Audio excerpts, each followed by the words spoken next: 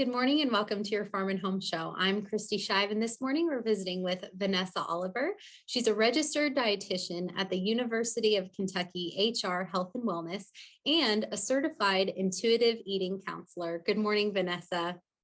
Good morning, Kristi. It's great to be here. It's great to have you on the show. Thanks for being with us. Now, Vanessa, today you are going to talk to us about intuitive eating. Can you tell us a little bit about what intuitive eating is? Yes, so intuitive eating is a self-care eating framework. And I know that sounds like a mouthful, but I'm going to explain it a little bit. It's got 10 principles that help people connect with their bodies in order to make peace with food. And it helps to really just create a healthy relationship with eating, with your mind, and with your body. So it's a practice of responding to the internal cues that we all have inside of us, even if it maybe feels like we haven't been able to hear them many recently. But these internal cues of hunger and fullness, instead of other sort of physical or emotional or mental factors that might be sort of drowning these cues out a little bit. Another way to think about it is peaceful eating. It doesn't mean that you eat perfectly all the time. No one should feel like they have to do that. It doesn't mean that you eat everything in sight either, right? Food freedom isn't saying yes to everything. It's not saying no to everything. It's learning how to respect your body by saying yes and no, depending on what your current experience is that you're living. And it's been around for about 25 years. This is not a new thing. It was created by two dietitians. I've got the book right here, actually, but the two dietitians are Evelyn Tribole and Elise Resch. And in that time, a whole lot of research has been done on this framework.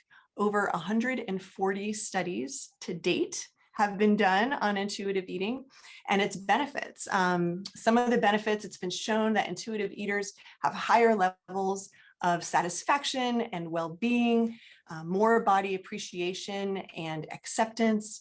They have greater pleasure from eating and less eating for non-hunger reasons. And it's also associated with physiological benefits too, like lower blood pressure, lower triglycerides, and as well as higher HDL. That's that good cholesterol that we all hear about. Vanessa, this sounds very different than some of the diets that I've read about. Is that right?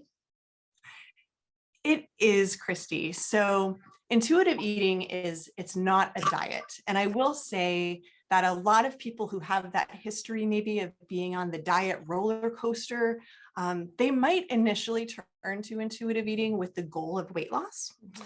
I will say that if weight loss is your primary focus, then this does interfere with the process of intuitive eating. What intuitive eating aims to bring is more of a permission to embrace a fulfilling life in the body that you're in now, instead of putting that fulfillment off until you're in a different sort of body or chasing an external ideal that may or may not happen.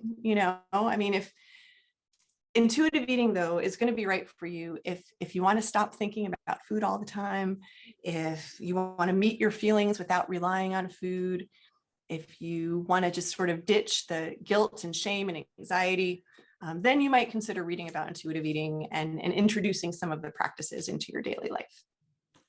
Vanessa, if someone is watching and they are interested in intuitive eating, are there first steps that people can take to do so? Find a certified intuitive eating counselor in your area. If you go to the website www.intuitiveeating.org, there's a map that you can click on to find a practicing counselor in your area. But the main focuses of internal eating to start with are regaining that trust within yourself, dropping guilt and shame around food, tuning out diet culture as much as you can, and increasing self-compassion. I think that's the biggest one. All right, great. Thank you, Vanessa. If you are watching and would like more information, you can always call your local extension office and we'll get you in touch. Thanks for joining and we'll see you next time.